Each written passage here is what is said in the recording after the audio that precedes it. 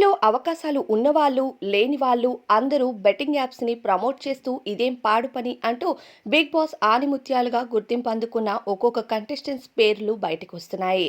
ఇక యాంకర్‌గా ఎంతో మంచి హవాని కొనసాగిస్తున్నారు బుల్లితెరపై శ్రీముఖి.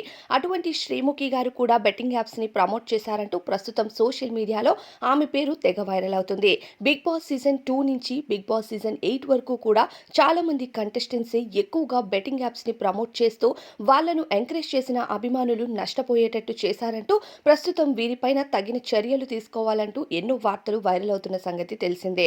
సోషల్ మీడియా ఓపెన్ చేస్తే చాలు ఈ మధ్య బెట్టింగ్ యాప్స్ ప్రమోషన్స్ కోసం సోషల్ ఇన్‌ఫ్లుయెన్సర్స్, యూట్యూబర్స్ అలానే ఇక యాక్టర్స్ చేసిన బెట్టింగ్ యాప్స్ ప్రమోషన్స్ పైన ఎన్నో పేర్లు బయటకు వస్తున్నాయి.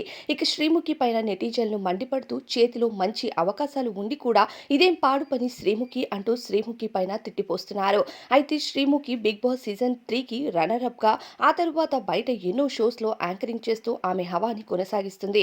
అటువంటి ఆమె కూడా బెట్టింగ్ యాప్స్‌ని ప్రమోట్ చేసినందుకు నిజంగానే ఆశ్చర్యకరంగా ఉంది. అలానే బాధగా ఉంది అంటూ కూడా నెటిజన్లు ఆమె పైన కామెంట్స్ చేస్తున్నారు. అయితే మరి శ్రీముఖి వీటన్నిటిపైన ఎలా స్పందిస్తారనేది మాత్రం వేచి చూడాలి.